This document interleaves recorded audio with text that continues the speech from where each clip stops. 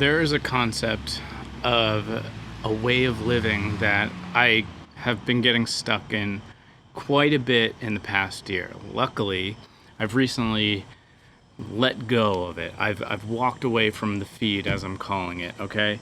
And that's not actually just me that calls it that. I'll get to that in a second. But I was catching I was just getting caught into this constant feed of something distracting, the feed, the influence feed. I don't know exactly how I want to call it yet, but I'm just going to leave it at this and telling you about it. So let's say I was doing some work, I'm like, oh, cool, and it's busy work, and it's like, it's nice, I'm kind of getting warmed up to do something productive or creative. And then I'm like, okay, yeah, time to do the thing that I really have to do. So I start looking at it and I start kind of combing through some things. I go to some websites, maybe download a couple resources or assets and research a little. And as soon as this starts kind of happening, it's already too late. It's already gotten me because the feed quickly grabs you and it's like, well, yeah, maybe there's something here, and there's these feeds everywhere. And so you're on Instagram or Facebook or wherever, and you're now tapped into the feed, the Pinterest feed, the whatever feed of shit. Like it's like a hog feed of food, and you're just being a glutton, just being totally like, oh, this is great, I love it. And then you're feeling so good because it's so cracked out on it, and the algorithm, they make it so well, and you're so happy because it's there to drop serotonin into your brain, and like you're just like feeling pretty good. Also disgusting and horrible as well, but you're in the feed, you're sucked in, you're mowing away. And then you eventually break out and you're like, oh, what happened? That's right, I have to do the thing, but really quick I'll just like maybe grab a drink and then I'll come back and do the thing. But at this point it's too late. You've already lost. You're completely dead inside. You just had all this serotonin dripping through your system, and like you're alive in this dead sense where anything else is numb.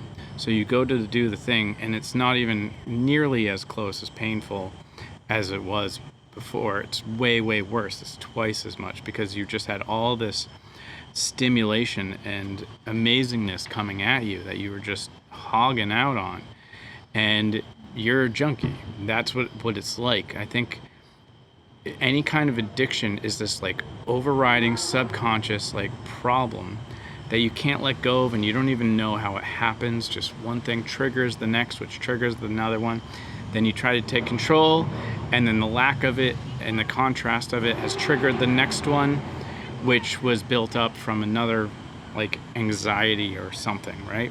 So this idea of a feed is something that if you can eliminate that feed and just never visit it or think that there's anything good there, you're going to be a lot better off. So first thing, internet, all the social medias, YouTubes, Reddits, all those things are the major feeds.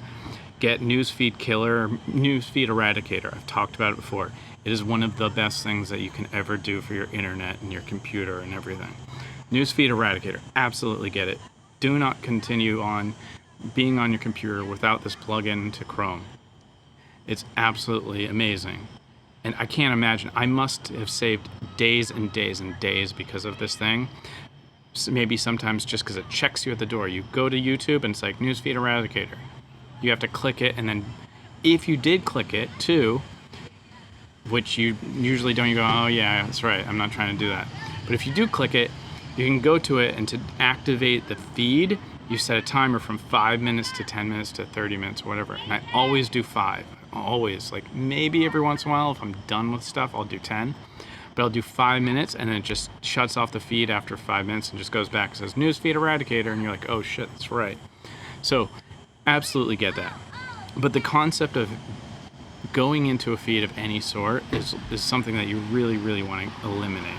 So eliminate all of the websites that you can possibly do. I love DuckDuckGo for images instead of Pinterest. Instead of YouTube, I also use DuckDuckGo, so I search for it through DuckDuckGo, and I don't have it open up in YouTube, so that way I can just see that one video, and that's it, and it's great. But again, it goes back to the whole concept of a feed, and it's like the smoker's addiction, or the alcoholic's twinge, or whatever the hell alcoholics they call that. But you've really, what I've found, not you, but I have personally found that once I got rid of these feeds in life, the things that make me just keep wanting more and more and more, and just having this never-ending feed, like here's another good example to just kind of illustrate. It's a lot easier to have a candy bar and then have the candy bar and be like, oh, that's 250 calories, I had a candy bar, great, than it is to have a bag of chips and be like, I'll just eat about 250 calories. And it's not going to happen. You don't know where you're at. You don't really know how much it is. And if you pour it onto a plate and weigh it out, it's like a lot of work. And it changes for every brand and what it looks like. And sometimes it's just depressing to have like 17 chips. So that's kind of the visual of this feed. Go for these particular closed off sources like a Snickers versus the bag of potato chips. And yeah, get Newsfeed Eradicator. Absolutely has changed my life. So much time I've gained from that. So, all right, cheers.